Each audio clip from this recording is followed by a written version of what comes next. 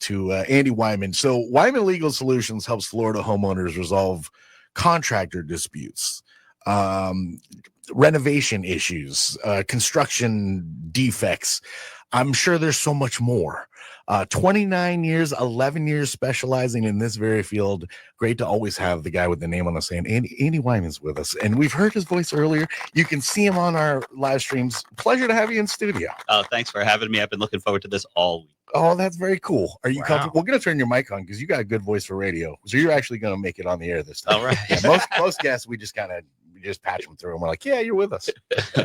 Yeah, great to have you with us. Hey, thank you very much. Timothy, you got the auto tune in there? Yes, we do. Yeah, okay. How do you slide into this field? You know, it's been, it started from doing a lot of different types of things. And then you find those things that you are just really connected to.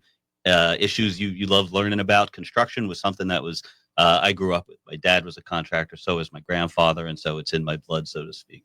And with the, you know, when I was a kid, when I was 13, I went to work at their company for a summer, and I became a carpenter's assistant, which just means some poor guy had to drag around the boss's son and make him look useful for, you know, every day for the summer. And I knew quickly that I wasn't going to make any kind of living if I had to have a hammer in my hands. So. But it was always, you know, just super interesting. And then, you know, what really drew me to represent these homeowners who are stuck in these nightmare renovations is just, you know, how much they really need us, how much these people just don't know what they don't know. And they're just at such an information disadvantage to get taken advantage of.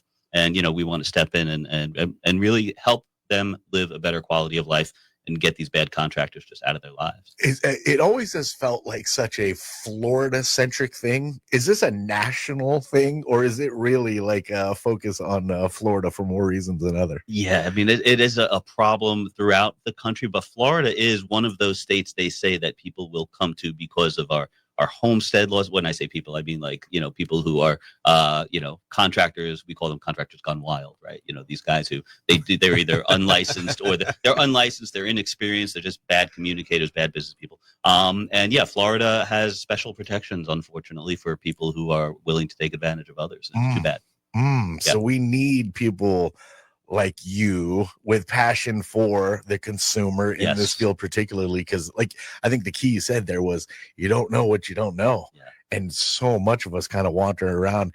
And when you're in need of a professional and somebody just greases it the right way, says the right things, you're just hook, line, and sinker. And next thing you know, you're getting screwed. How long, Jim, have you known Andy? Actually, Andy has a really good marketing rep, Laura, who's in our studio right now, and she actually just called and said, you know, I get a lot of requests to be on the show. You can't believe probably 3 to 5 requests a week to come on the show, and I'm very selective, as everybody knows. Of course. But I felt like this. I checked out Andy's background. I like what I saw. Laura was very aggressive, and also it was a great, and no, in a good way, and I respect that. That's what I'm saying as a compliment. But also, it's a great, I mean, contractors in Florida, are you kidding me? There's so many people get ripped off. Tremendous value for the audience, the listeners, the consumers. This is a real value, knowing that there's people out there to fight for you when you need them. So let me give you just one news story.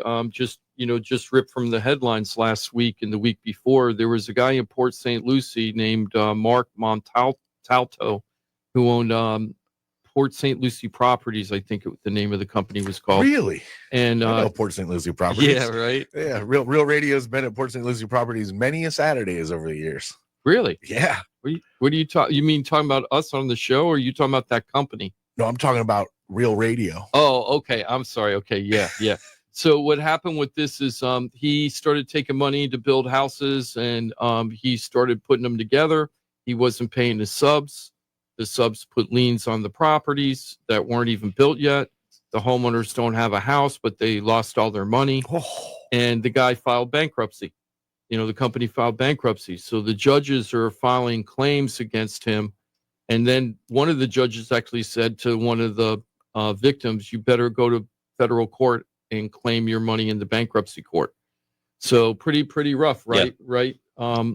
Right, Andy. I know that you see this stuff all the time. Maybe you even haven't heard of this guy, but this is really common stuff. Think about it. You know, people don't think about this. You're hiring this stranger. You're giving them a lot of money up front. you're signing contracts a lot of times where they say they're going to build your house in 9 months or less, right, Jimmy? Because Jimmy went through this. Mhm. But in that contract, it says that they could take up to 2 years to finish the house. Yep. And you have no recourse. They have up to 2 years to finish that house, correct? Right. A Yeah. lot Well, of times. a lot of times that they do. And that just underscores the importance of many of the things that get people into a lot of trouble. And you're right. People's home is usually their most expensive, valuable asset. Not only that, it's the place you are expecting to have all these great memories and live a wonderful life. And then you entrust it and put it in the hands of somebody who you absolutely shouldn't. And there's ways to avoid that. And hopefully we'll get into some of that later. But that's the kind of thing that, we hear all the time and why people call us. We've had situations, God, where we've one of the most severe situations we're dealing with is a woman who is just going to renovate her home. She was going to add a small addition to the back of her house, a few hundred square feet. It was going to require knocking down part of a wall, and she was going to renovate the entire rest of her 1,600 square foot home. She hires a contractor, gives him $75,000, does some design work. Within a couple of months, an excuse is made. Hey, I'm bowing out of the business, but my project manager, Bob, hire him. He'll do the job for you. Sign a contract with Bob. Is Bob licensed? No, Bob is not licensed. Oh, my so she gosh. goes, but she doesn't know that. So she goes and signs a contract with Bob. Contractor one says, hey, I'm going to give Bob this 75 grand that you gave me. So, that way you're all made whole. That never happened. And then, Bob, since he's not licensed, he can't pull a permit, but he's got some other guy, a licensed guy, pulling a permit for him, which is completely illegal. The permit is pulled to do the renovation. And as they're doing the renovation and the demo, they take down all 4 walls of her house, and all she's left with is a concrete slab. No. And then she got red tagged. She got a code violation because there was no demo permit to pull down the whole house. Right. And now she's in a world of hurt as a result of this. And I bet you if somebody did a background check on that person before they went into contract, they would have found problems in the past. I never heard this story. Is that true? Am I right about that? Yes. 100%. The first even the licensed guy she hired originally had many problems. Yep. And that's the thing. We're going to get into more about that later, but that's just one of the little tips. You got to know who you're working with, and you can't just go, oh, that's a really nice guy. He's sweet. He was nice. He joked around. He was friendly. I like the price. The price is lower than everybody else. These are all things that is not how you make a decision to hire a contractor. We'll get into a little bit more about that later. And these stories happen all the time. Yeah. I was burned by a contractor once when I was flipping houses. I was building a house in Sunrise, and I had worked with this contractor group from Lake Worth. I'd really like to mention them on the air, but I'm not going to because iHeart Radio would get mad, but I really dislike this guy a lot. Are they still around? Yeah, I think he is still around, unfortunately, but he's changed his company name a couple of times. Wonder why. So anyway, he had done a couple of good jobs for us. We had flipped a couple of homes, very easy, rip it out, put it back in, did a good job, on time, on budget. Then I had a much bigger job in Sunrise, and this is right when the economy was changing. So he had a crew that was doing work for that Extreme Makeover TV show. Oh, yeah. Right. And this is around the time where that was a really popular show. Move that So bus. so he said, hey, we're going to bring that contractor crew, one of those contractor crews that done multiple TV shows, and we're going to bring them down to your place. They're going to live there. Now, there was no electricity. The roof was leaking. It was like a really gut job. And they said, in 2 weeks, the whole house is going to be completely brand new. And I always pull permits. So I said, well, what about the permits? He goes, on this one, because of the speed we need to do it, I don't want to pull any permits at all. I was very uncomfortable about it. We went back and forth. So I outwitted myself. This is what Andy's going to tell me. What I did was I wrote in the contract and in additional comments or whatever, that if the contractor didn't pull permits and got caught, that I would pay for the materials to fix the problem, but he was going to pay for all the I would pay the fines, but he would pay for all the contracting materials and labor to fix whatever needed to be fixed. And we put that in the contract. Well, he broke ground in 2 days. He got red tagged by the city building department. I was down for 16 weeks, right? That was supposed to be a 12-week job, start to finish. I was down 16 weeks just trying to get the permits on red tagged. And when I went to an attorney to show him what I was doing, because I wanted to go after the contractor, the attorney laughed in my face. He goes, you can't put this in the contract saying that if you don't pull permits, you're acknowledging that It's not- they it's might illegal. not pull permits, Right, right? yeah. He goes, you're complicit with the non-pulling of the permits. And I'm like, oh, Yeah. well, that one kind of broke me. That's the one Yeah. that kind of created the show in a way. Yeah, not So- pulling permits is a problem for everybody, the homeowner and the contractor. The contractor, it's against their licensure to do work that requires a permit. And without, but for you, the homeowner, I think, and you correct me if I'm wrong, but there would be an obligation to tell the person you're selling the house to that you did work there without a permit, because it's a code violation that just persists with the property. And so you can sell that house and walk away from it. But if I buy that house and the music stops and I'm left without a chair to sit in when it hits the fan, that becomes my problem. And I should know that before I bought that house from you. And it's true, because I knew the market was shifting and had already bought the house. So I had to do it super fast. I knew, and I was right. The market did shift. I was right about everything except my stupid decision not to hire, agree not to to do it right. without permits. I should have just said, I'll go to somebody else and not work with them. But we had to see, and I'm a pro, right? And I had a track record with these people. I got burned, right? So anybody can get burned doing this. So that's one of the things I'm really happy that we have Andy here, because I want to go over like the 4 or 5 things you should know before you hire a contractor. Before we get into that though, Andy, I want to ask you this. Is there anything, okay, thanks. We have a caller. We're going to take him on right after this question. Sure. My first question is what happens if you're just hiring an AC guy, or you're just putting in a water heater, something relatively simple, or maybe you're just pulling out a kitchen, put it in a kitchen, you're not moving walls? Is it just as important to go over those contracts as the big contract like you were talking about, where the lady was actually adding square footage to her house?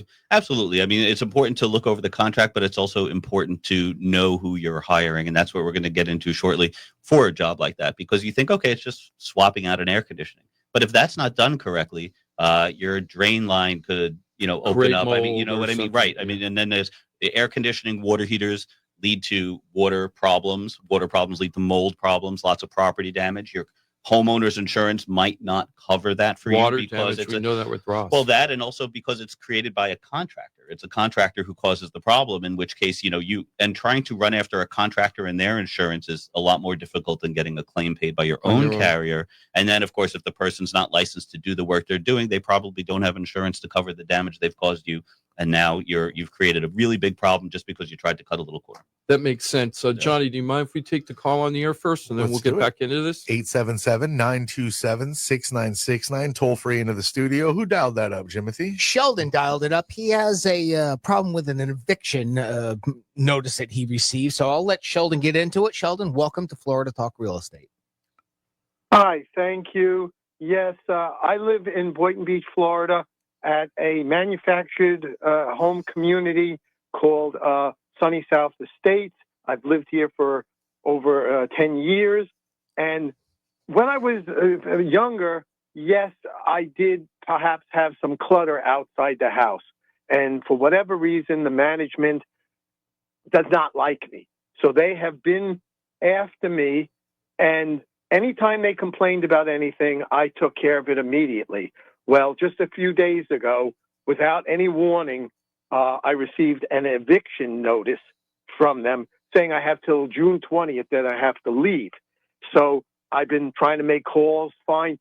You can get many attorneys who will do an eviction, but to find one who will help you and do what, to defend against an eviction, which I feel is, of course, totally inappropriate, it's a very difficult, terrible situation to be caught this way. And as I said, I love my home. I love the situation. I think I get along really well with the neighbors and so on. Always paid my rent on time. Just so you understand a little background, this is a community where we own the houses, but they own the land underneath it. So we pay them the rent for that. But as I said, I've received from the base company is in Chicago. I believe it's called Hometown America. And everyone I call, no one gets back to me and so on. So I'm just sort of treading water here. Yeah. I thought maybe you guys could help. Okay. Well, what I will say is, obviously, what's going to be in your lease, what's written in your lease, is going to be super important as it determines your rights in this situation. I will tell you, like anything else, yeah, landlord-tenant law is a specialty. It's not our specialty, but I do know attorneys who represent both landlords and tenants, and so I can. I don't know if we give the name off the air or on the air. Yeah, this is what's going to happen, Sheldon. If you don't mind, if you give the information to Jimothy, I promise I'll call you on Tuesday and give you information. I do actually have one of the top landlord attorneys in South Florida. His name is Charles Simon. He's called the Landlord Bulldog. And he's been doing this like 30 years down here. For in Palm tenants Beach. too? He'll do that too? Great. Yeah, he actually specializes in tenants more so. Oh, wonderful. And then the landlords got so beat up by him, they started hiring him so that he couldn't be the on the other side anymore. Right. That's how good this guy is. So Charles will give you at least a free consultation to tell you if you have a case or not. He's very short and curt because he's been doing this forever, so he knows if it's going to work or not. But we can get you to that guy, and if that doesn't work and you're not satisfied, then we can go to Andy and ask him for some people he might know. Is that okay, Sheldon? That sounds wonderful. That's Okay. so helpful. Yeah, Well, terrific. all we can do is try to get you to the right people to get the answers you need. I can't guarantee what the answers are. Okay, but we're going to help you any way we can. And that's what we do on this show. That's right. That's awesome. I'm so glad I called. That's great. Good luck, Sheldon. Good. Thanks. Leave it with Jimothy and we'll call you on Tuesday. Yeah, hold on Okay. a second there, Sheldon. Thanks for being with us. And of course, you're always welcome to join us. 877-927-6969. You are too. It's toll free. Questions, comments, concerns in the world of real estate. Want to dive into the conversation at hand? Go for it. Of course, if you're not comfortable on the radio, always remember FloridaTalkRealEstate.com. Your one-stop real estate shop. It's FloridaTalkRealEstate.com. I wanted to circle back to something you mentioned earlier, which I thought was very important, which is about shopping based on price, right? And so, like anything else, if you sense that there's a price that's too good to be true, there's probably a reason for it. And I have another horror story from a client who didn't who bought based on price, and it was too good to be true. This is a couple who lives in the northern part of the country, and they bought a piece of property over on the west coast of Florida. At the time they bought it, the people they bought it from were under contract to build a house on it. And they had about $100,000 worth of materials they had already purchased, which were supposedly being stored somewhere. Sight unseen, they buy the property, they buy the materials, and they inherit the contract, which was to build a 5,500 square foot house for $330,000.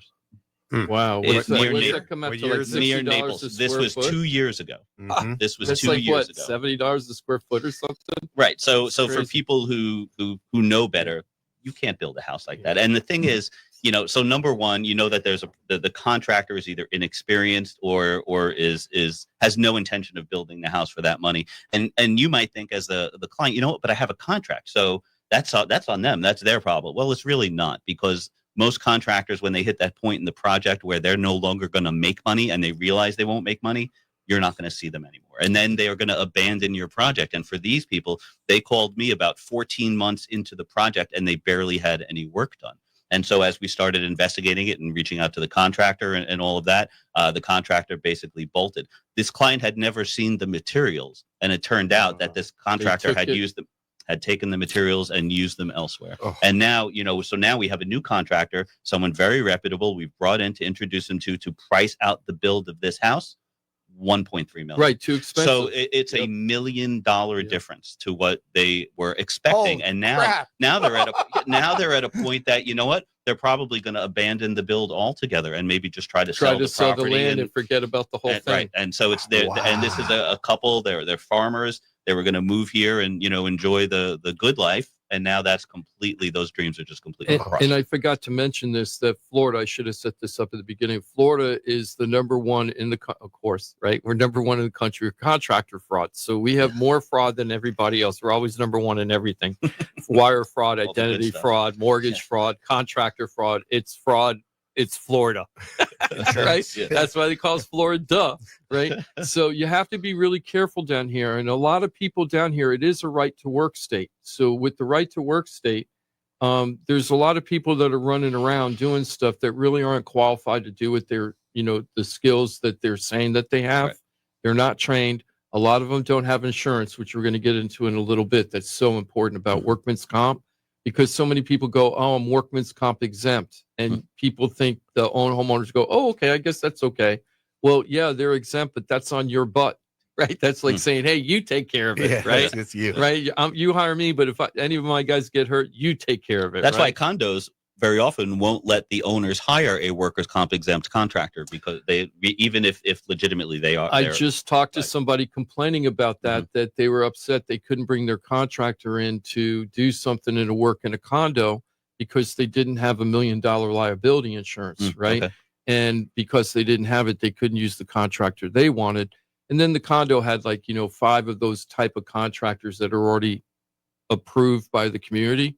And they were like, here, use one of these guys. And he felt like the condo was getting kickbacks on it, but really they're just trying to protect all the other community owners that if something happens in your unit, if it affects somebody else. Right.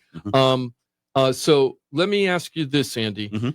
If I were just meeting you in person, like in an elevator or in a shopping line or something, and you said you were doing construction law, and I said, wow, I'm just about to do a 1,000 square foot addition on my house. I'm just making it up. What are the 3 to 5 things that you say that people absolutely have to do before they hire that contractor? So I'd say the 3 things they have to do or know before they hire that contractor. One is know what you want, both in terms of the scope and budget, right? Know who you are hiring, and know your rights. So those are from a 30,000 foot view, the 3 things. So let's talk about the first part. Be specific, right? So when you say that you want to build 1,000 square foot addition to your house, and you say, I want it over here, you want to know the finishes that are being used and the types of construction materials that are going to be used. And do they meet, I know that they have to if you're pulling permits, but do they meet the hurricane code so you can get discounts from your insurance policy for the work that's done? Right. So know what you want as far as the scope of the work is concerned. You need to do this research before you really start researching contractors, and that's and know your budget. That's really important. And when you bring a contractor in, and that way you're very informed already when you have that conversation with the contractor, and you're not susceptible to being led around by that contractor on either scope or budget. And you'll know if they're trying to suggest anywhere where they think you should cut corners, and that will dictate whether you're listening to red flags or not. And later on in the show, we're going to talk to Mike about how you can use financing to help pay for the construction that you want to do, either if it's brand new build or if it's an addition or something like that. Different ways you can grab the equity from the home. We'll talk about that later. And as far on the budget, one thing on the budget side of that is, construction contracts kind of come in 2 flavors. One is a fixed price, right? Where, here's all the work that's being done, and it's for one specific price, and it's not going to exceed it, and that's what it's going to be. Another thing is called cost plus, and people don't realize or understand what this means, which is, what you end up paying the contractor is the cost of all the materials and the labor plus a percentage of something overhead and profit. So the GC is making some money. It's usually 20%, can be these days up to 25.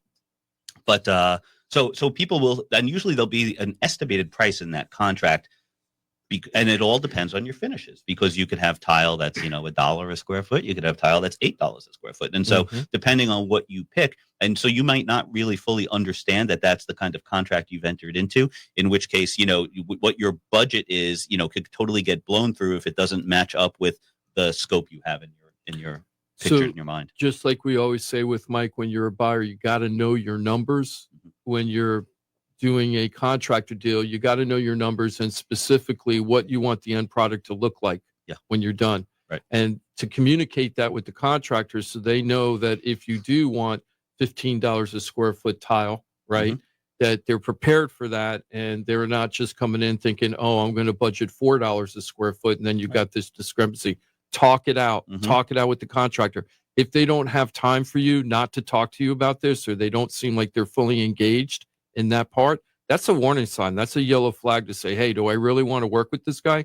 Because once I give him my money, right, he doesn't even have my money yet, and he's treating me like this. Can you imagine if I give him the money and he has me over a barrel? It almost seems like that should be part of your contractor selection process. Is Exactly. How willing are they to help you get to the bottom line? Like, what's the Absolutely. budget need to be? Because they should be going through all that and giving you some sort of idea on time Yeah, and I mean, money. They should let you know if what you have in your mind in terms of quality and budget are incompatible. Yeah, And right. You need to know that up front. Well, because ultimately, Mike, if I'm coming to you, we have the same goal. We want to close, right? If I'm trying to buy a house, the goal is to close on that house, right?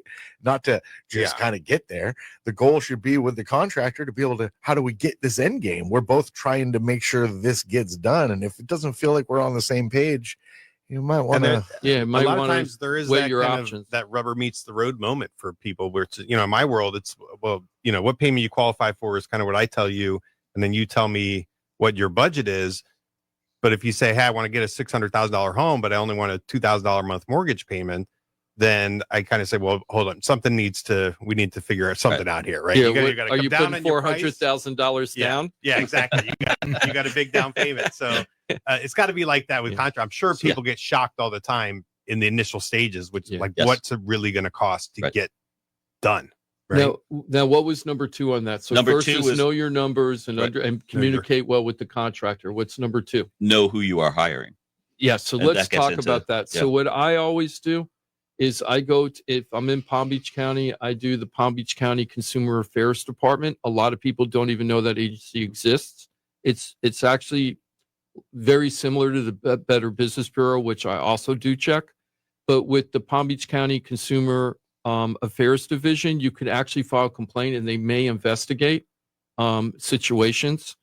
So to me, going to both of those places are really important. Then I also go to Department of Business and Professional Regulation, and I go to Sunbiz, right? Yes. So what would you do? What would you tell people to do? Right. So the Department of Business and Professional Regulation is the licensing arm of the state, right? So that's the first place I would go to. And you want to take a look at the name of the company on the contract, the name of the company you're looking to hire. We'll talk about contracts in a minute, but the name of the company you're looking to hire. Because in Florida, licenses aren't given to companies. Licenses are given to individual people. Mm-hmm. And then if a company is going to do construction, they have to have a license holder, what's called qualify that company, which means that they apply to the state to officially attach their license to that company so that company can perform construction related work.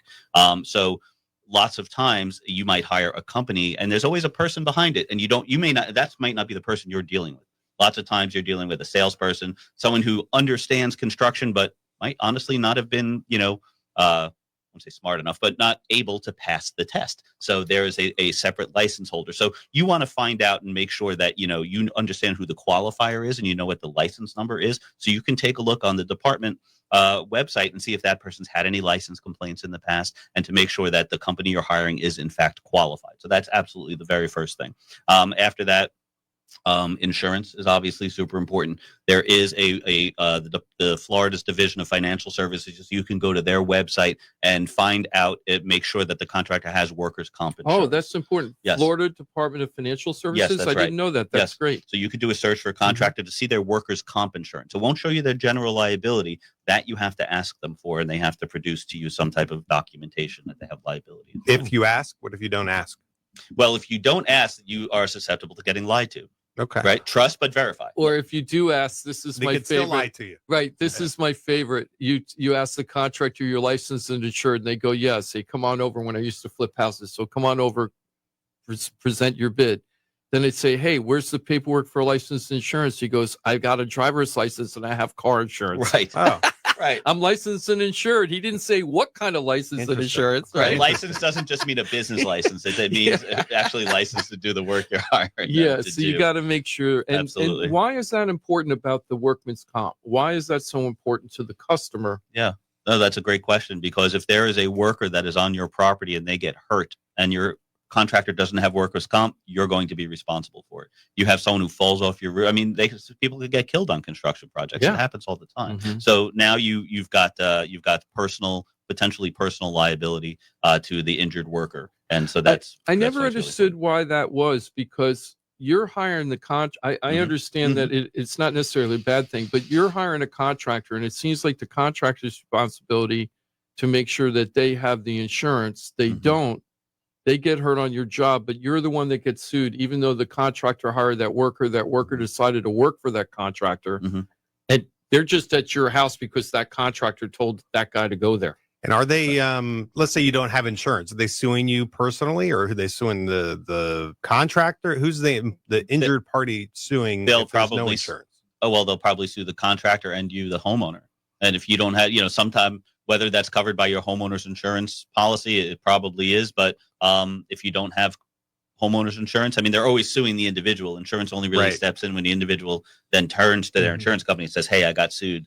Take care of this," as long as it's something that's within coverage. So yeah, it's a real dangerous position you're putting yourself in unknowingly. Can I ask another one on that? Sure. So let's say the contractor does have workman's comp insurance. If they bring on like day laborers or people come and ditch diggers, something like that, are they covered under that policy if they're not like employees?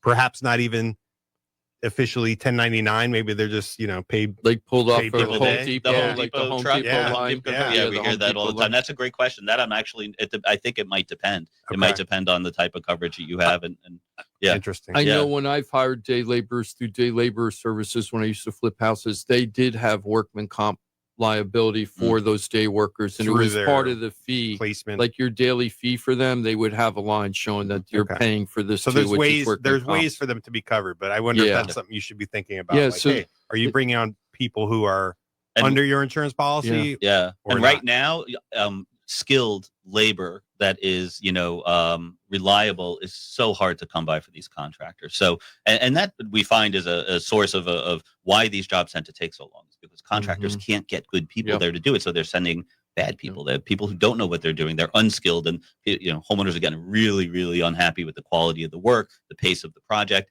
and it is a big problem. We got Andy Wyman Legal Solutions joining us today, giving us 3 really important things that we need to be talking about when we're looking to hire a contractor. What was number 3?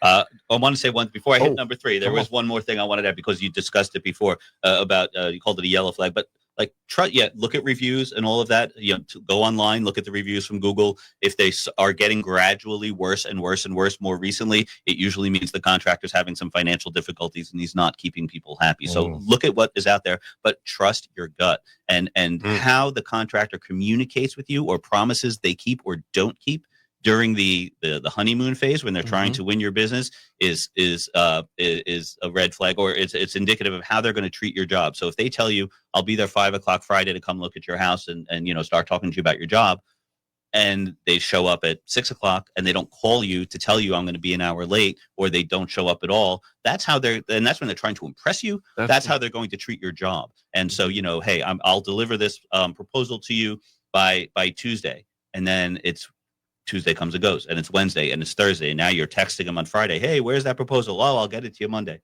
That you don't want to have anything to do with a contractor who runs their business that way. They don't have control of what they're doing, and that's going to show up in your project in any number of ways. It's kind of like a first date. If it's just not going good, punt. Yeah, On to the next one. exactly. Yeah. Move on. Yes, Move on. exactly. So the third thing is to I says to know your rights. And so and that all depends on the contract that you have with the contractor. You don't really have rights. If you have no contract, you practically have no rights. I mean, yes, there's a standard of how the work should be done, and if does it meet those kinds of standards, and does it meet code and all of those things. But if you don't have a written contract that says, what's going to happen if we have to get into a dispute, when are payments going to be made, at how much, at what intervals, at what milestones, and all of that, simple things like, okay, tile floor, you're going to install a tile floor. Is it being installed on the diagonal? Is it being installed square? So every little, if you, even if it's promised to you verbally, if you don't get it put in writing into a contract, you should not expect that you're going to be able to enforce it or get it. And so that is really just super important. And, take and look, I'll ask clients, "Hey, okay, let me see your contract." And they give you this 1-page document that might be a vague list of what's going to be done in a number.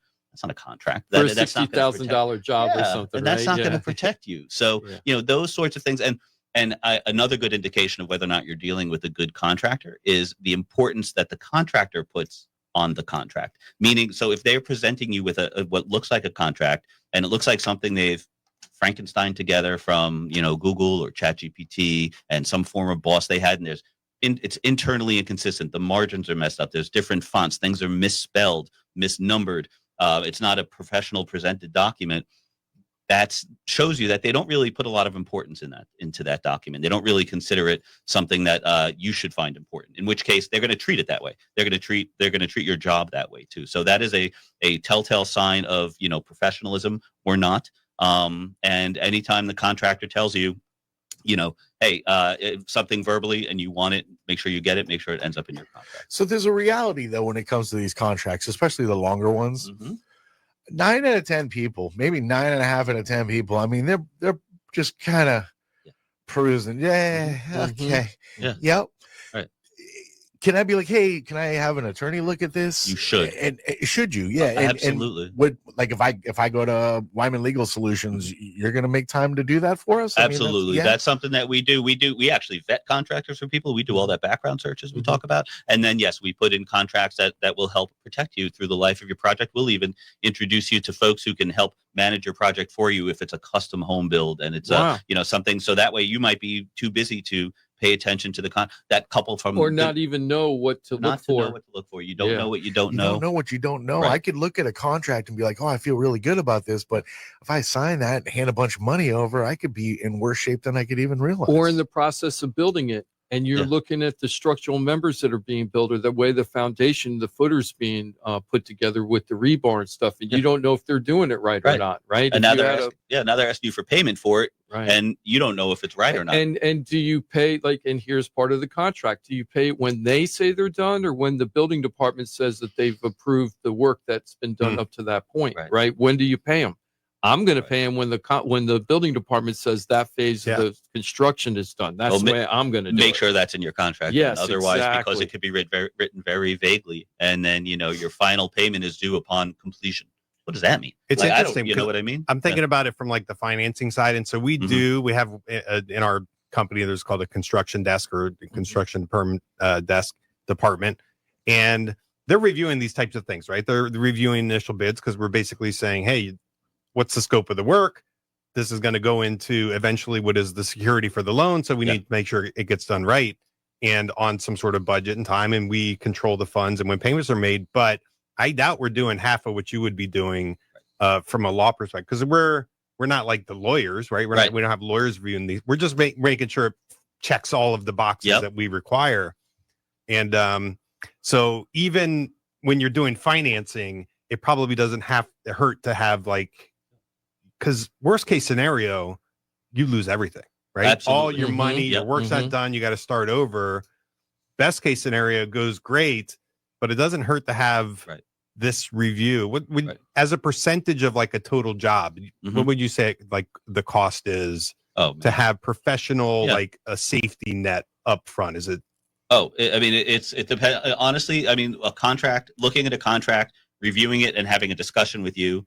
And the vetting of the contract. I mean, we do vetting of a contractor for like $1,000. We do this contract. We could put a good contract in place for you for anywhere between $2,000 and $5,000, depending on the scope of the work and even how like much money making recommendations on like revisions on the contract. Sure. Yeah. I mean, it depends on the back and forth with the contractor. Sometimes can be a little more expensive, but we have certain contracts we can start as using our form. Sometimes we're using the form provided by the contractor, but either way, I mean, it's a drop in the bucket. It's a safety factor because let me tell you, if you have a problem with the contractor, $1,000, oh my gosh, that's going to be so cheap to solve the problem in order to say, or to prevent the problem. To prevent the problem so that you don't have it. It's so worth it. I can tell you so many horror contractor stories. I've hired so many contractors flipping properties, so many different types of contractors. You feel like you got lucky? No, because I really understood what I was doing, and I wrote my own contract. And the funny part is that contract that we signed, that was my contract,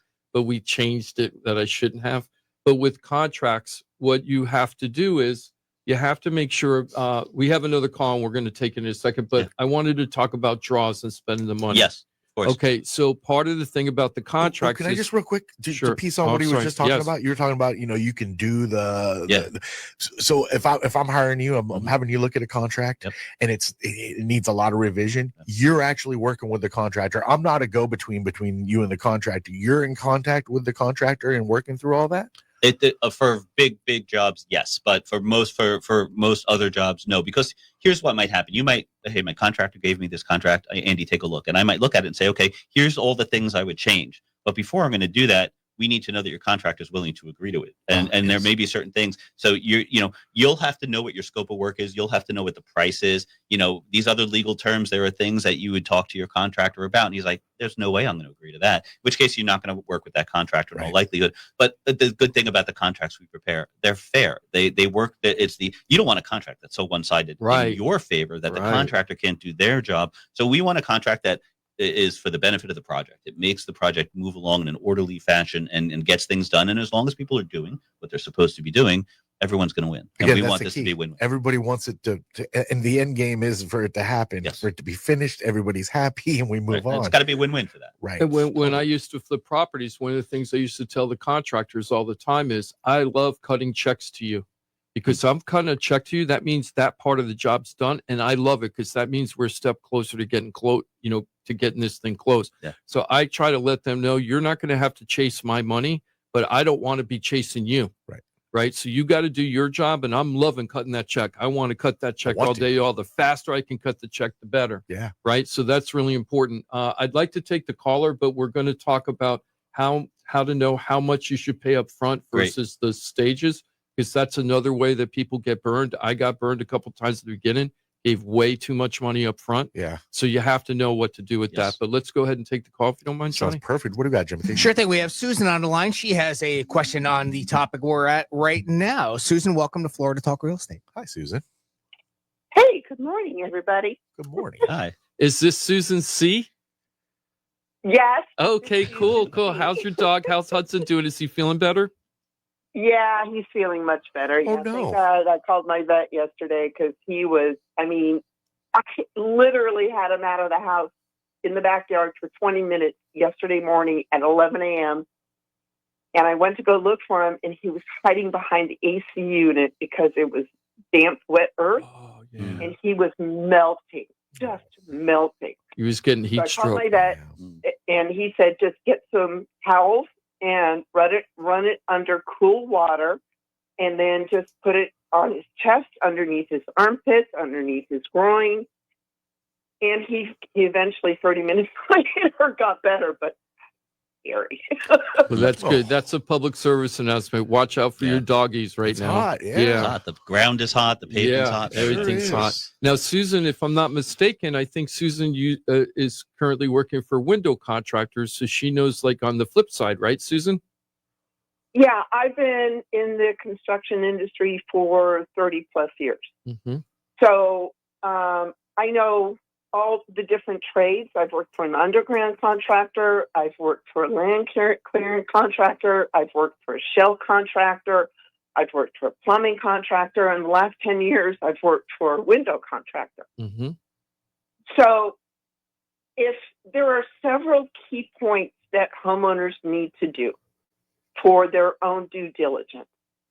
And I have received so many phone calls since the beginning of this year from homeowners saying, I had somebody knocking on my door at 6 o'clock at night, and they sat in my living room for 2 hours, and I signed a contract, and now I don't feel so good about it. And I tell them, well, in the state of Florida, first off, you have a 72-hour rescission period. So if you gave them money in the state of Florida, you have 3 days to get your money back. Mm-hmm. And I tell them several things that they need to do. First off is go to sunbiz.org. They need to look for that company name at sunbiz.org to see if they're registered to do business in the state of Florida.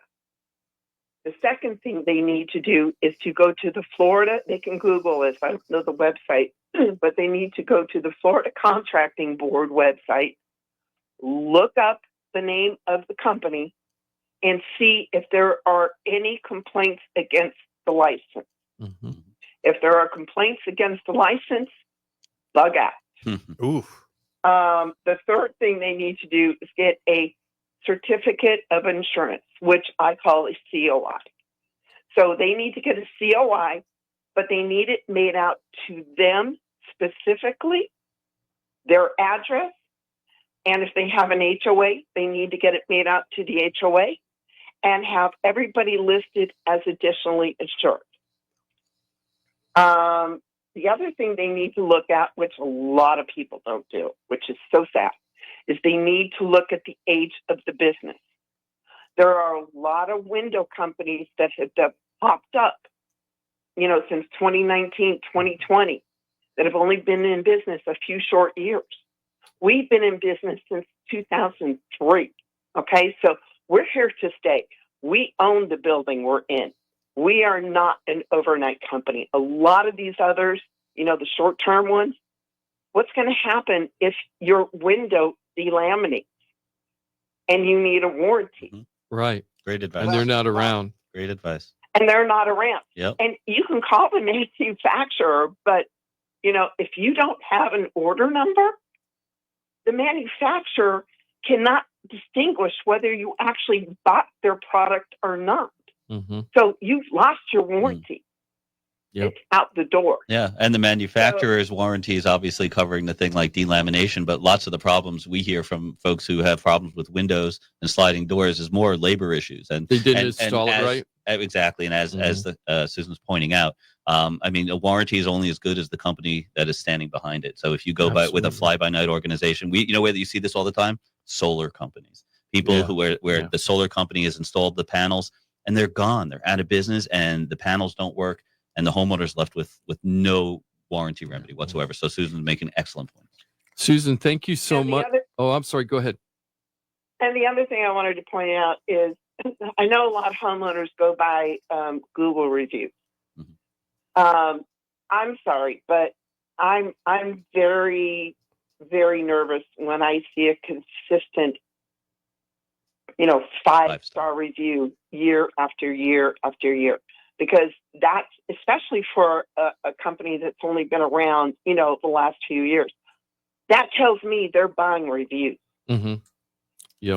Fake reviews. Yeah, fake reviews. Yep. Mm-hmm. And the other thing is, and I hate to say this, I'm outing everybody's secrets here in the contractor world, but if you get a bad review, you can pay somebody from Google to remove it for like $1,000. I didn't know about that. Yeah, that's interesting. Yeah. So don't trust the Google reviews.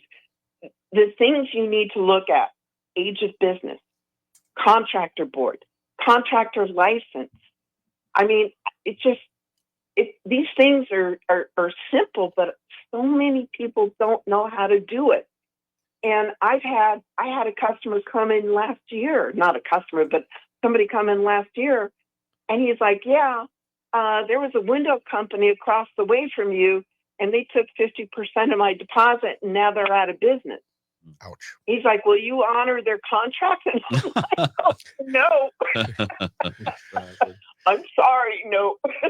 Well, thank you very much for caring enough to take a moment out of your Saturday to call and share a little bit of this. It's I think it's a really, really valuable time we're spending with Andy today. And it's, again, we don't know what we don't know. Knowing that there's professionals out there to fight for you and make sure things are going well is reassuring as hell. But yes, these conversations are very, very important. And I think a lot of folks are probably learning a lot, myself included. And thanks for taking the time to interject a little bit more importance in there, Susan. Glad Hudson's doing well. Yeah, glad Hudson's doing well. Okay. Me too. All right. Thanks, awesome. guys. Thank you, Susan. Have a great rest of your weekend. 877-927-6969. You're welcome to join us. We still got 30 plus minutes remaining. Are we going to do a break or are we going to plow through? You mind if we plow through? We can plow through as long as I can get a question in. Sure. If you don't mind. Yes. Because I find this to be very similar, the same, but maybe separate. And that is pool contractors having a pool installed. How many times have we know personally somebody really got hosed? Yeah. But people that have gotten absolutely destroyed by pool contractors under the same type of thing. It's a construction project. It's not much different than, maybe another addition to the house. Mm-hmm.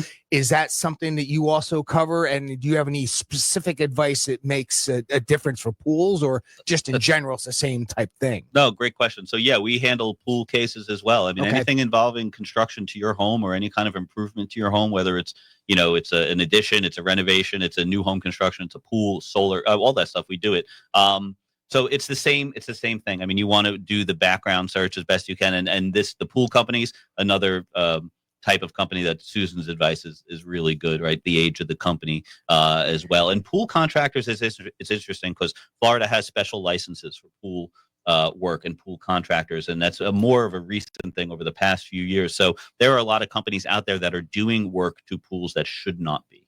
And so you really want to make sure. And what's interesting, when you go to that state website, the department, and you look up the license holder, now when it's a pool related company, they give you a description of what actually that company is licensed to do as it pertains to your pool, because there are different levels of pool contractors. Like resurfacing is different than actually building the shell or rebuilding correct. the shell That's or something correct. like that. That's correct. And sometimes residential that. versus commercial. Yeah. So and it'll tell you this is what their license covers. And so it's a really great resource to go to. So, but it's really one of those things, and it tends to be, the most, it leads to so much disappointment for people when one of those goes badly and you're left with a hole in your backyard and you can't have your kid's birthday party back there like you were planning to. These are the stories we hear all the time. I want to get to part number 3 again about contracts, but before that, I just want to let everybody know that last week in our weekly newsletter, if you're not part of that, let me know and we'll put you on the email.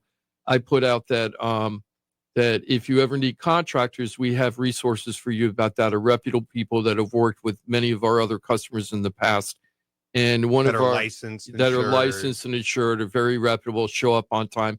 If we get any negative feedback on anybody from that group, we just pull them aside for a little bit. I'll even have a talk with them, even though it's not my business, just to say, hey, just so you know, this is what people are saying. Do you offer them $1,000 for it to go away? No. But if you give me $1,000, I'll forget about the complaint. But no, I do not do that. But we did have a couple of people call off the email last week saying, hey, I need contractors. One, Jay, who's been a big caller of the show, he needed an AC company in the areas in. The perfect match for him was Ewing and Ewing Air. I know that you know Ewing and Ewing. They've been around forever. And sent him over there and a couple other people. So if you need contractors, we may have the contractors you need. I don't get any money for it. I don't get any referral fees. I'm just trying to help the community connect with people that are reputable. Yeah. I'm a small business owner. I'm hoping people connect me to people that need help. And Mike and everybody else here. So that's all we're trying to do, is just help our local community and our business community. That's it. And try to help people connect with the right people. Now, getting back to number 3 and about understanding your rights in the contract, what about draws? Okay, so draws, what's the definition of a draw, just so you understand? So it's really a draw. It's really the pace of the payments that are made to your contractor on the project. There's always going to be an initial deposit, plus at certain intervals, at certain milestones. Sometimes the contractor's billing you on a monthly basis, and there's a need to compare what they're requesting to get paid for versus the work that's actually been performed on the job. So draws is the pace at which you're making payments on usually a percentage basis of the total price. So let's say that you're getting a roof, okay, and let's say it's a barrel tile roof because those materials are more expensive, and let's say your roof is $40,000, and then the contractor comes and goes, great, I need $20,000 up front for this $40,000 roof. Is that okay? I think that's too much. I think that's too much of a down payment to start a project with. And you want, if you kind of think about it, you want the payments on the project to look like call it a bell curve, right? So it's, there's a smaller payment at the beginning, larger payments as the project is going on, and proportionally as the project ends, back to smaller payments. So I think what's fair is what you might pay up front initially to the contractor is the same amount you're withholding to the very end. And so there's a trust factor here. It works both ways for contractors and for owners. And so, and this is your leverage. This is the biggest source of losing leverage with a contractor, is paying them at a pace that outpaces the work that they're performing for you. And the reason why that is, in real life, what happens is a lot of contractors, they'll take your upfront draw, right? They'll start working your case, but they're looking for new business at the same time. Then they find another customer is ready to work with them. So they want to get that draw too. And they might not have enough manpower to do both jobs at the same time. So what they do is they walk away from your job for a little while to make the second customer happy that, oh, look, they're doing stuff just like they were doing stuff for you, but then they disappeared on you to do the other person. Then they get another draw. And now the next thing you know, they're not keeping up with everybody. And that's what you have to Yes. really worry about. Because once they have your money, it's very hard to claw it back. It's much better to keep the money in your pocket and hold it as leverage if you have to. And that's why I love telling contractors, I love cutting checks because that's what they want to hear, right? But what I'm telling them is, I love cutting checks because you're doing what you need to be doing and we have a good relationship. Right. One of the other things I want to ask about contracts first before you get into the final tips that you have. What about I used to put in my contracts, and I will if I'm flipping homes again. I want to put in the contract where, let's say I'm working with the GC to do the whole thing. I'm going to say, okay, how long do you need to do this job? And let's say they say 6 weeks. And I say to them, okay, I'm going to give you 8 weeks to do the job. And let's say I feel that the price is correct. And I'm going to pay you what you're asking for. And I'm going to give you 8 weeks, not 6 weeks. But if you finish on 6 weeks, I'm going to give you a bonus. Or I'll give you a per diem bonus for every day you finish under the 8-week period. But if you don't finish in 8 weeks, I'm going to charge you the same amount per day on the opposite end to take away money from the deal. And you would be surprised at how many contractors look at me and go, I'm not signing that. And this is before they even started the job. And I love that question because you could just see on their face right away in real time, is this guy really going to do my job or not? That's my opinion. And if they're more worried that they're not going to meet the 8-week deadline when they ask for 6 and not getting excited, it's like, this guy's giving me 2 extra weeks and he's going to pay me more money if I finish in 6 weeks and not get excited about that. Right. Then I don't want to work with that guy. Yeah, it's a is great that a bad thing to do? Is that a bad negotiation technique? No, not at all. Would you recommend to other people to do it? I I'm think just wondering. I think that's a great litmus test. I had not. I think you had discussed that with me at some point previously, and I had not seen someone do that just like that. And yes, these contracts can have provisions where there's a penalty for late or there's a bonus for early, but actually having the conversation with the contractor up front and reading their expression on their face and seeing it in their eyes, I think is a great litmus test to see if that's going to be a contractor you want to work with. And here are the most objections I get when I used to do this all the time. Oh, I know. Yeah. Well, I'm the painter. What happens if the electrician doesn't finish on time? Or what happens if the tiler doesn't finish and I'm supposed to put in the trim work and stuff? Or if it's because of weather, what happens if it's weather? I'm like, no problem. I'm not trying to bust you. That's why I'm giving you extra time anyway. But if it does turn into an issue where the electrician's really, really slow, believe me, I'm going to be on their case to make sure they get that work done. And I'm not going to let you get penalized. That electrician is going to be paying me to pay you. Right. Because I'm going to make sure that they're under the same kind of thing that you are. So if you get these kind of objections when you ask that question, it's a really great litmus test. Now, what other advice do you have about knowing your rights? So otherwise, again, it's really whatever is written into your contract is the most important. If you happen to be in a situation, if you happen to be in a situation where you've hired an unlicensed contractor, they have no right to get paid for the work they're doing on your house. If the work required a license exactly. Right. So we'll have situations where these clients are coming to us after been bullied basically by these unlicensed contractors who are trying to squeeze more and more money out of them, and they finally get fed up enough that they seek help. And that's one of the first things we tell them, and you could just see sort of the relief fall, right on their face that, wait, I don't have to pay this guy anything? No, you don't have to pay him anything else. He can't enforce his contract. He can't put a lien on your house. Well, anyone could put a lien on your house, but he can't legally put a lien on your house. And so, and then there's actually been some great case law recently that even suggests, the owner can recoup the money they've paid the contractor already in a lawsuit back. It's called disgorgement. And so, that's something that we will use as a pressure point to try to get this unlicensed contractor to cooperate. Here's another problem with that Port St. Lucie contractor that was arrested up in Port St. Lucie. Not only was he not doing the work that he promised to do after people paid him, but he wasn't paying the contractors that he hired to do the work. Yeah. So what did those subs do? They put liens on the person's property. Right. People don't know that you can pay your general contractor, and if he doesn't pay the sub, they can legitimately put a lien on your property, and now you have to pay twice.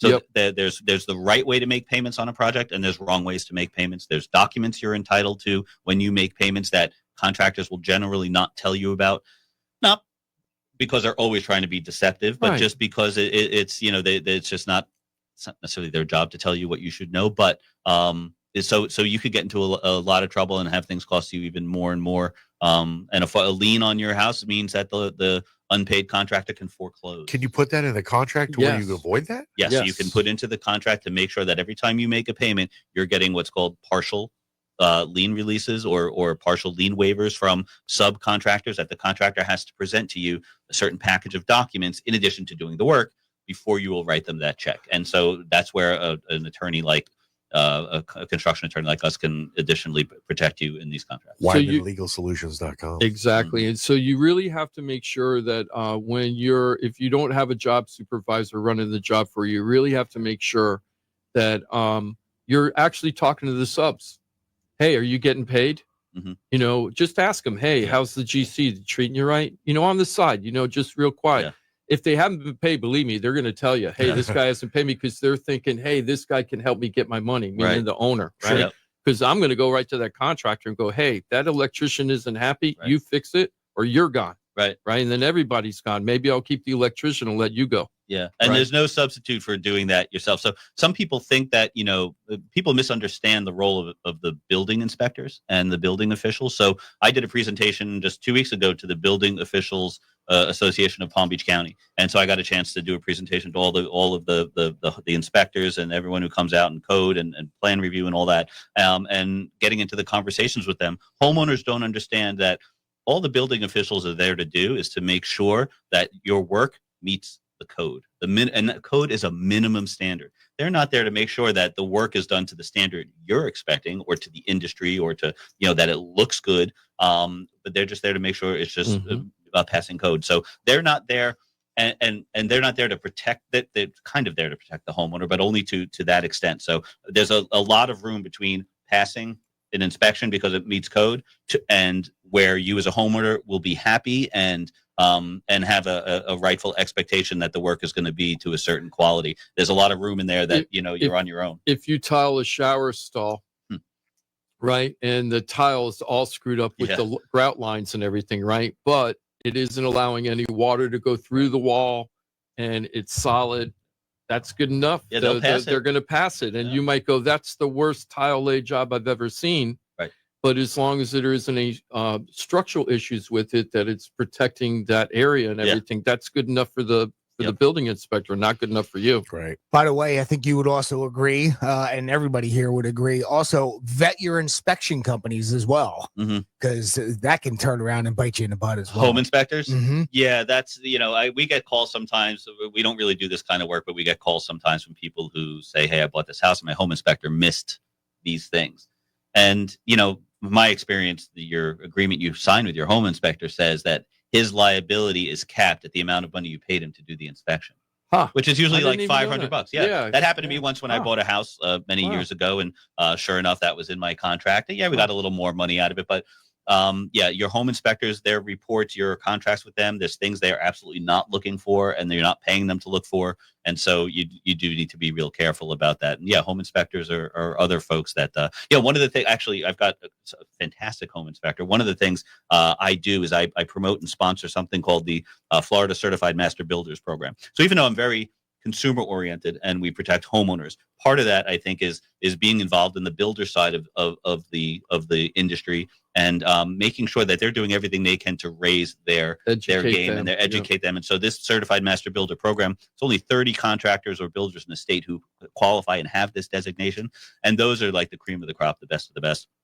And on this panel with me are folks who are inspectors who are involved in drafting the residential building code standards of construction and what should be and should not be acceptable. And so I've got an into just the whole state's worth of excellent contractors, inspectors, engineers, private permit expediters, you name it. And so it's a really great resource for us, especially to introduce clients to who come to us because we had a guy he was building a house for 7 years, custom home for 7 years. I hope it's a very big home. It's not.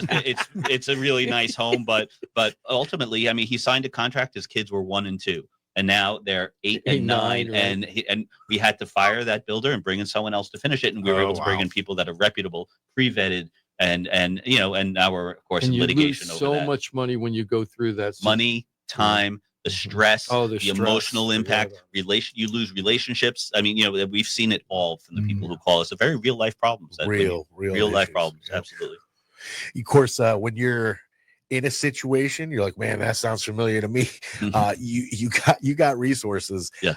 Power players at wymanlegalsolutions.com. Always remember floridatalkrealestate.com as well when you're looking to buy a home, sell a home, stuck with a home, you don't know what to do. Anything that touches the world of real estate, your one-stop real estate shop, floridatalkrealestate.com. So, Andy, we're going to switch over to Mike Rao because we really had big news this week about Sure. interest rates and want to kind of let people know what's going on with that this week. Also, the monthly report for the Realtors Association came out. So I want to go into that, but this was a really great topic. Hopefully you had a good time. I'd love Absolutely. to have you back on the show again at Anytime. some point. And anybody have any questions with contractors, just keep this in the back of your head because it's like, hey, I'm having a problem. Oh, that radio show, guys, maybe they have the help we do. We need. Oh, we do. Oh, we do. And we don't charge anything. We just get you to the right people. And then you get free consultations, right? You give a free consultation to somebody, correct, Andy? I'm throwing you under the bus here. We actually, it's interesting. We actually don't do free consultations. Okay. You pay $350 to get on the phone with me for 45 minutes or so to talk about your problem. Okay. So that's important to know. Yes, But that is important to I know. still think it might be worthwhile. It's always worthwhile. If somebody's calling you, they're Yes. probably so stressed out It's anyway, practically right? free. Yeah, it's so practically. free. You're going to get good. You're going to get good. You're going to get advice. You're going to feel. You'll know your options at the end of that conversation. Again, like you said before, you may not like the options, but Right, you will know can't- exactly but you know what they your are. options You're are. getting educated. So anybody that needs help, give us a call. We'll get you over to Andy for if you ever have contractors or you think about hiring contractors and you think about a big job or even a little job and you think it's worth having the protection, give us a call. Now, Mike, I wanted to go over what happened this week because I read so many bad, horrible headlines about how the interest rates just skyrocketed this week because of basically the bond market went Economic nuts. news, Because of the bond market, because of the tariffs and some other things that are going on. And the bonds people are very upset. And I've been hearing 7.5% interest rates and higher in the news. But is that true? Is that what you're seeing in real life? Because Freddie Mac's only had us at 6.86. Yeah, so I knew the Freddie report comes out Thursday to Thursday, and we didn't really start seeing much of that kind of the headline bond movement until like maybe it was Tuesday, Right? this That's week, what I thought. Wednesday, Right? which means you had the whole, Thursday, Friday, Saturday, Monday thing leading up to it. So I knew there wasn't going to be big movement this week. I would expect next Thursday's report to be kind of reflect. Do you think it'll be in the sevens next week? I don't think so. No, so we're at 6.86 this past Thursday. I think it's still going to be under 7 next week if I were predicting. I didn't see that type of. So that's movement. what I wanted to talk about, right? So everybody, on the way down here, I was listening to a news report that says that we have the highest interest rate. It was some liberal group, and it was like complaining about the economy. And they say we've had the highest interest rate. We're at the highest interest rates since in the 21st century. And I'm like, no, we're not. No, we're not. That was November 2023 is when we hit the highest so far from 2006 until today, which was 7.79, and that was November 2003. We're not at 7.79. We're at 6.86. Yep. Almost a whole point below that high. So there's a lot of media stuff out there that are actually trying to justify their view of what's happening with the economy and then trying to spin it that way. And I'm saying it on both sides and all sides. Yeah, we're all suffering from the but you're not court of public opinion, which is super different than critical. the facts. Yeah, right. yes. Which is different than the facts. Now, Johnny, I know you're not going to agree with me What on about this. the alternative facts? Yeah, because that's what Johnny's going to argue. Those is are my that favorite what ones. what are your facts? Right. That's what he's going to argue. Exactly. But what we are dealing with statistics at this point. I'm dealing with the the price consumer index, the consumer price index, the Freddie Mac report, the 10-year Treasury bond, and the inflation reports. Right. So I'm looking at all this stuff that has been looked at for the last 30, 40 years, and basing it on that. And you know what? Up to this point, I'm not saying it's not going to change next month. It could. Okay. But up to this month, these reports look like the same, a year ago reports, the reports from a year ago. They don't look that much difference. The inflation is pretty much the same. The interest rates have been hanging around at 6.8 for a Right very around, long time. yeah. So this whole thing, everybody's thinking the sky is falling. This is actually a better, and this is what me and Mike were talking about yesterday. This is actually a better time for the buyers to buy than when the interest rates start falling. The monthly report for South Florida came out. Our inventory is still growing. Palm Beach County went from 5.8 to 5.9 months of inventory. That isn't a huge increase, but it's not going down.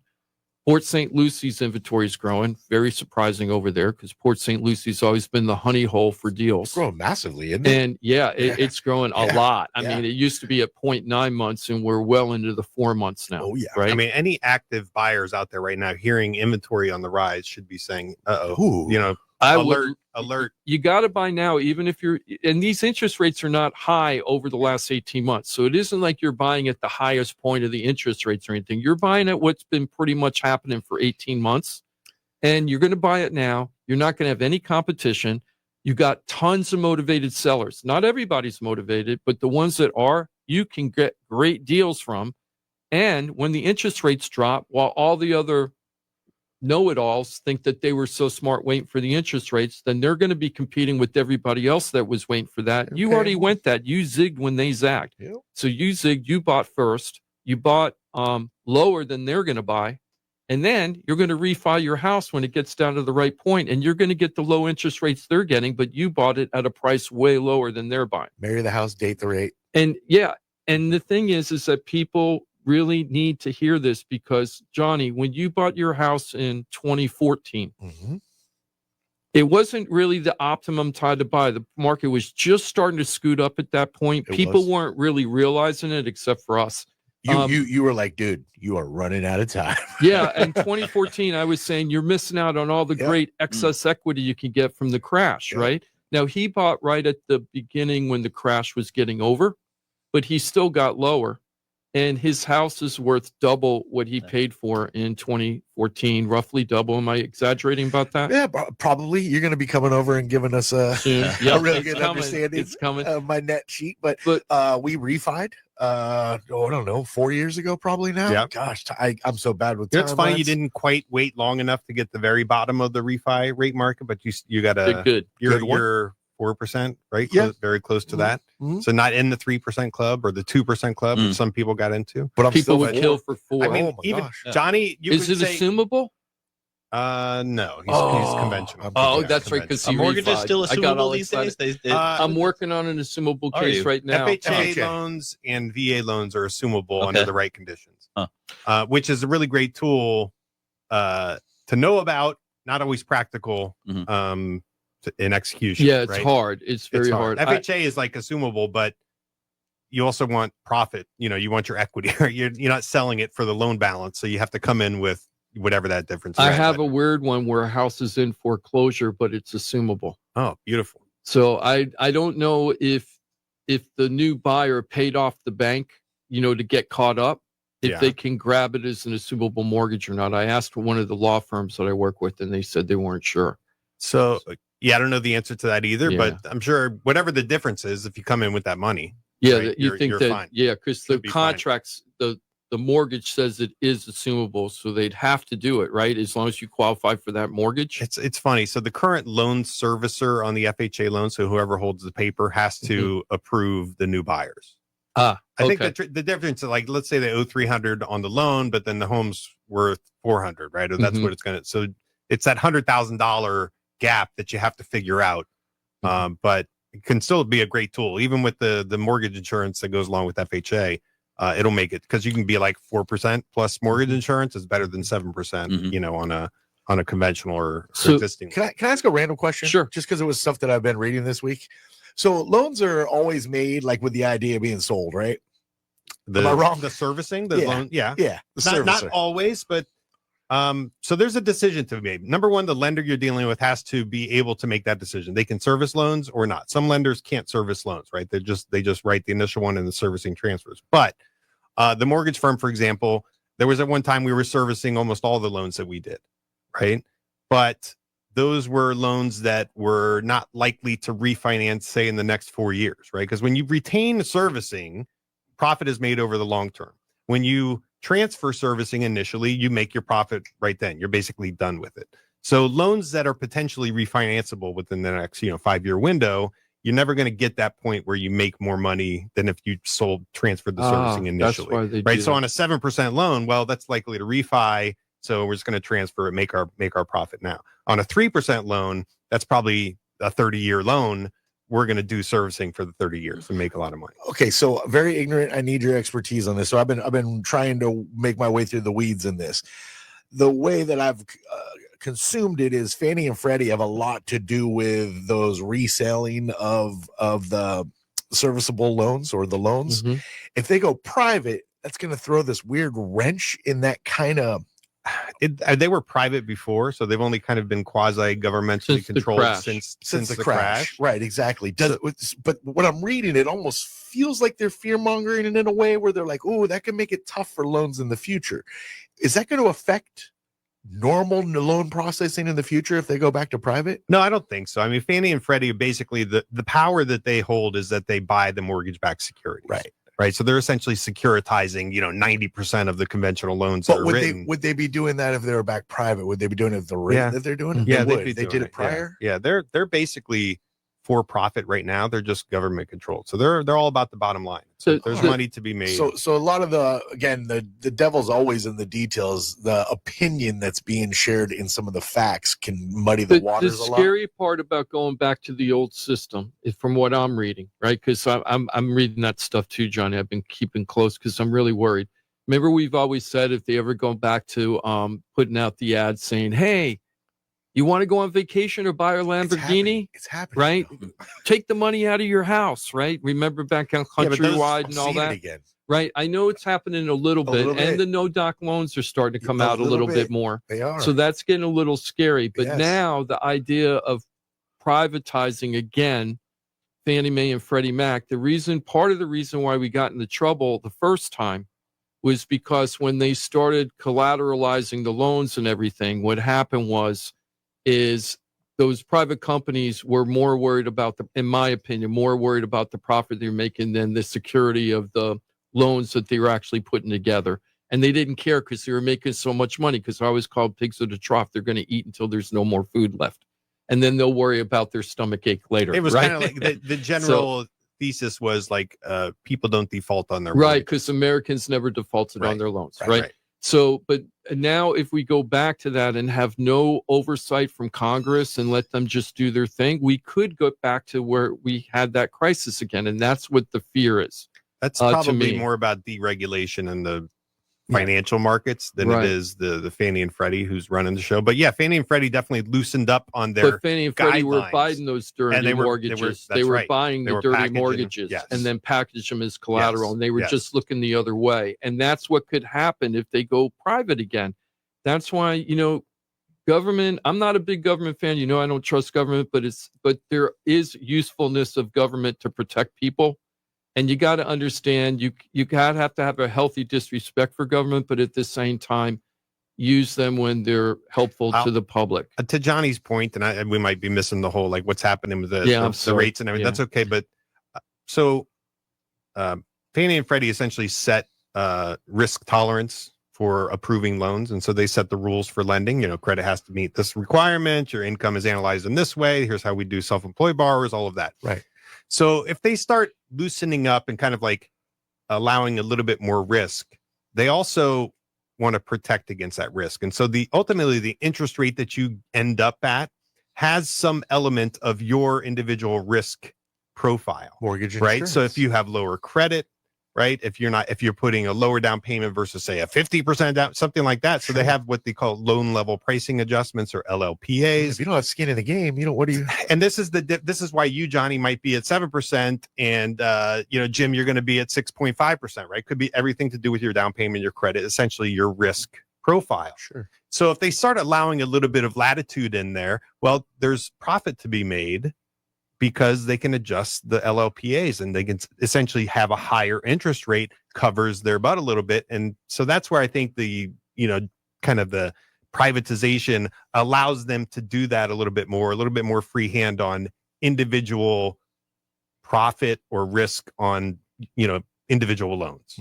So there's a potential there for, hey, we're still not going to default. We're going to allow this level of risk. We're going to cover our butts by having higher interest rate or prepaid interest, something like that. And then maybe it can result in higher interest rates across the board. It's all in the desire to kickstart the housing economy, because another headline I read was lowest home sales since 2009. Yes, you're right. I think the philosophy is like, less government involvement, more free market, and you know what? I fall in line with that so quickly until you realize you're like, oh, well, we shouldn't have done that. But then we have exactly. Right. Like I'm like, that sounds great. And then you're like, why do I fall for that? Yeah, every time it happens. Every time I fall for that. Just talking about interest rates in general, Jim, like really like the day to day, week to week, it really only matters if you're actively shopping and you're ready to lock in your interest rate. And that's super critical. So we're not doing the headlines, the fear mongering. Like, we're not even saying, hey, look what you can do. You buy now, you could double your home's value in 10 years. We're just saying, if you're a buyer, right, you got to know these numbers, right? You have to know these numbers. You have to be able to make decisions. And these slight fluctuations that you're seeing day on day, don't lose sleep over it. You just got to deal with the reality of it if you're in that mode. If you're not in the mode, then it doesn't matter. Next week, we're going to go in deep about all of this stuff. So if you're a buyer or a seller, we're going to get into interest rates and understanding how it's changing and how you can negotiate to offset that interest rate increase. There's a lot of powerful stuff we're going to have for buyers and sellers next week. Mike, you're going to be here, right? You got to be here for that one. I sure will. And we'll keep reiterating the interest rate is not the most important number. It's just not. It is an important number, but your monthly obligation is what matters most. And there's a bunch of things that go into that. Bunch of things. It's why you got to get with a pro. You got to understand exactly where you stand, how firm that footing is. I know sometimes when you look out, that water looks deep. But boy, you take those first couple steps, you're like, that's only like ankle deep. Don't be scared. Walk out in the water. Wade out with us. It's time to buy a home, sell a home. You're stuck with a home. You don't know what to do. Deal with it. FloridaTalkRealEstate.com, your one-stop real estate shop. Thank you to Andy Wyman, Wyman Legal Solutions, for coming in to visit us today. It was great to have you. Hey, man, thanks for having me. WymanLegalSolutions.com. And, of course, FloridaTalkRealEstate.com will get you right there. Mike Rao, the mortgage guy from the mortgage firm. Great to see you as always. You too. Happy Memorial Day weekend, everybody. Have an excellent Memorial Day weekend. Remember the reason, by the way. People sacrifice the most that they possibly can for all the things we enjoy. Set aside some time to recognize those that gave the most, and their families too. Man, did they sacrifice too. Memorial Day is about remembering. Let's remember. Jimmy D, Florida Homes Pros, the Keller Williams Innovations. Have a wonderful weekend. Happy Memorial Day.